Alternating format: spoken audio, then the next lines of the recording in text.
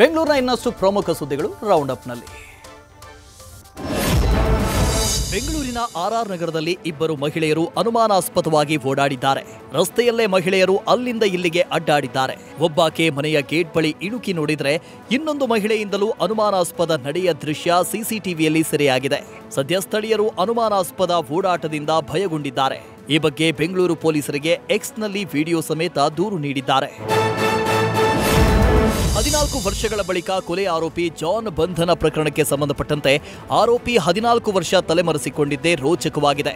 ಕೊಲೆ ಮಾಡಿದ ದಿನವೇ ಅರೆಸ್ಟ್ ಆಗಿ ಶಿಕ್ಷೆ ಆಗಿದ್ರು. ಇಷ್ಟೊತ್ತಿಗಾಗಲೇ ಶಿಕ್ಷೆ ಅವಧಿ ಮುಗಿತಾ ಇತ್ತು.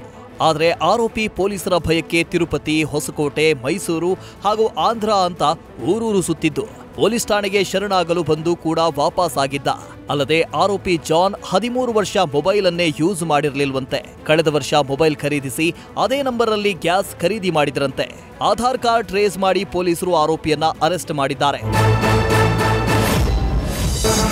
ಐಸ್ ಕ್ರೀಂ ಮಾರಾಟಗಾರನಿಗೆ ಟ್ರಾಫಿಕ್ ಪೊಲೀಸರು ಥಳಿಸಿರುವ ಅಮಾನವೀಯ ಘಟನೆ ಹುಣಸಮಾರನಹಳ್ಳಿ ಕೆರೆ ಬಳಿ ನಡೆದಿದೆ. ನಿನ್ನೆ ಬೆಳಗ್ಗೆ 11 ಗಂಟೆ ಸುಮಾರಿಗೆ ಟ್ರಾಫಿಕ್ ಪೊಲೀಸರು ಐಸ್ ಕ್ರೀಂ ಮಾರಾಟಗಾರನಿಗೆ ಥಳಿಸಿರುವುದು ತೀವ್ರ ಆಕ್ರೋಶಕ್ಕೆ ಕಾರಣವಾಗಿದೆ.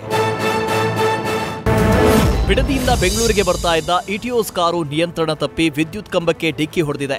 ಕೆಂಗೇರಿ ಪಂಚಮುಖಿ ಗಣಪತಿ ದೇವಸ್ಥಾನದ ಬಳಿ ವಿದ್ಯುತ್ ಕಂಬಕ್ಕೆ ಡಿಕ್ಕಿ ಹೊಡೆದ ಕಾರಿನ ಇಂಜಿನ್ನಲ್ಲಿ ಏಕಾಏಕಿ ಬೆಂಕಿ ಕಾಣಿಸಿಕೊಂಡಿದೆ. ಕಾರಿನಲ್ಲಿ ಬೆಂಕಿ ಕಾಣಿಸಿಕೊಳ್ತಾ ಇದ್ದಂತೆ ಚಾಲಕ ಸೇರಿ ಇಬ್ಬರು ಮಹಿಳೆಯರು ಕೂಡಲೇ ಕಾರಿನಿಂದ ಇಳಿದು ಬಚಾವಾಗಿದ್ದಾರೆ. ಇನ್ನು ಬೆಂಕಿಗೆ ಕಾರು ಸಂಪೂರ್ಣ ಹೊತ್ತಿ ಉರಿದಿದ್ದು ಯಾವುದೇ ಪ್ರಾಣಹಾನಿಯಾಗಿಲ್ಲ.